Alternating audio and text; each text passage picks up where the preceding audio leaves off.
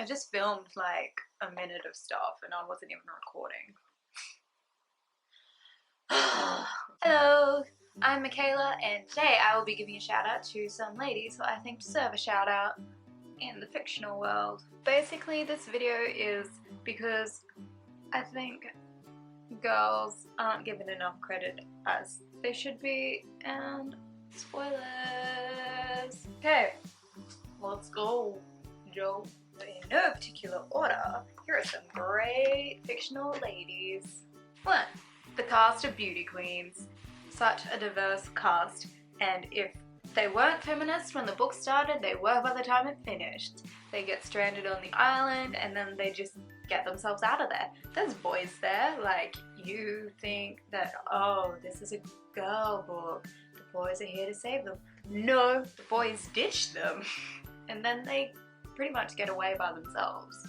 They deserve a shout out because they were stranded on an island for like 2 weeks and got out while people were trying to kill them. Number 2, Ginny Weasley. She had to grow up in a family of all boys except for her mom, and she did it so well. Thank you, Mr. and Mrs. Weasley, for raising a great child. Ginny Weasley stood up to her friends' bullies when they were calling her names, and Luna was so happy about that. Friendship. Girls supporting other girls. Woo! While you can argue that she's just there as a romantic interest, she drives like half of the plot for Chamber of Secrets. She went through some deep shit. She even talked to Harry about what it's like to be controlled by a book when he got super obsessed with the Half-Blood Prince's potions book.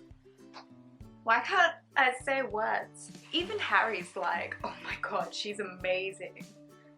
She's bad ass. I feel weird saying ass, but I feel pretentious saying ass.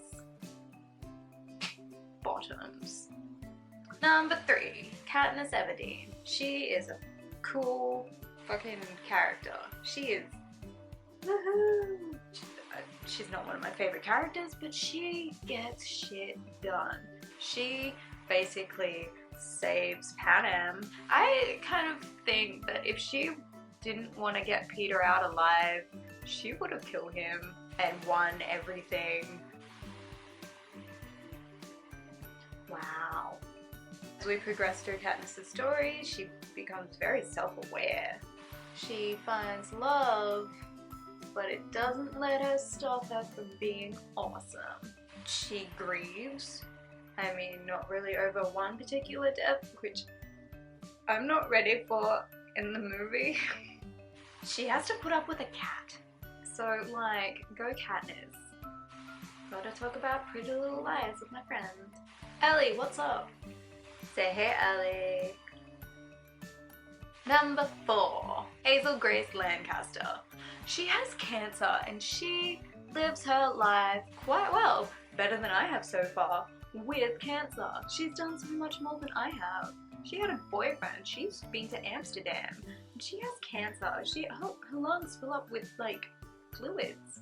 I don't have that problem and I've done nothing. Like, go you, Hazel. Number 5, Celia from the Night Circus. She's a magician. That's pretty cool, like real magic. At the start of the book, Celia is like, first, growing up neglected, she's a great person. She is really nice because her dad wasn't nice to her, and so she's like, I'm gonna be nice to other people. She's told by her dad, you are gonna compete in this competition. I don't care what you wanna do, you're gonna do it, and I'm gonna put a ring on your finger when you were like 3 years old and burn your finger off. That's extreme version. Her finger stays on, but she still gets scarred. Like, could you imagine? That would hurt, especially for like a 4-year-old. You're a horrible person, Celia's dad. Her whole life, she's just like super underestimated. And she's like, I'll show you guys. And then she changes the color of her dress in an audition. And she gets the job because she's amazing. The guy she's in love with, she's like supposed to kill. Really need to read The Night Circus again, it's so good. I don't really I read this book like 4 years ago. Moving on. Number 6. Isabel Lightwood from The Mortal Instruments. I've only read the first 3 books, and I read them all in high school. I don't remember a whole lot, but I remember her being just so cool and kick-ass. She cares so much for her brothers. So like that's just like A+ across the board. If you're a caring person, I like you a lot. As long as you don't lie. Unless it's for a very good reason, like it's a surprise birthday party and you have to lie so they don't find out the surprise. Stargirl from the Stargirl novels. She is really wacky and weird. She's basically Luna Lovegood. People stare at her weird. They're like, what are you doing? And she's just like, not a care in the world. She just goes about her business. Like, props to that. Props to ignoring the bullies. Number 8. Rosalie Cullen from the Twilight series. She has had like the worst life. She was like sexually abused. And then when she turned into a vampire, she got them back. And I think that's fantastic. She saved Emmett from a bear. Like a bear. That's all I have to say. I think she's great. Can we have a series of books about her instead? Number 9. Wendy from Peter Pan. She's 13 and her brothers are like whisked away to this random land. She looks after them. When she's like captured by the pirates, she doesn't even care. She's like, okay. You know, like she like joins in because she's angry at Peter. She's like, take this, Peter, I'm gonna hang out with your enemies. They could kill you, Wendy. I'm realizing how weird Peter Pan is right now. Number 10. Woohoo! Our final badass lady is Hermione Granger. She is constantly tormented at school for being different and like actually liking studies, even by her 2 best friends. Like, and she's just like, I'll stick with them. Like she puts up with it because she genuinely likes these people.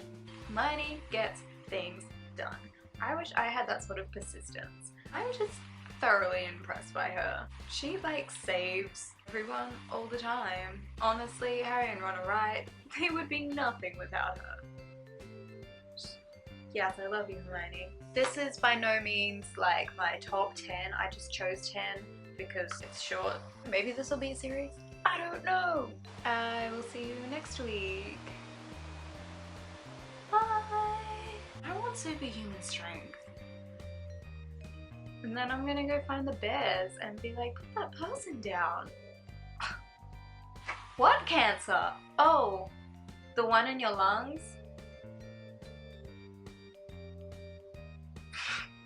I don't know what I'm doing. Panem? Pan-am?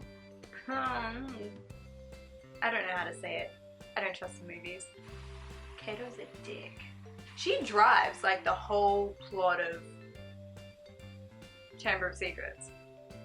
Why did I have to think about that for so long? This is hard to title.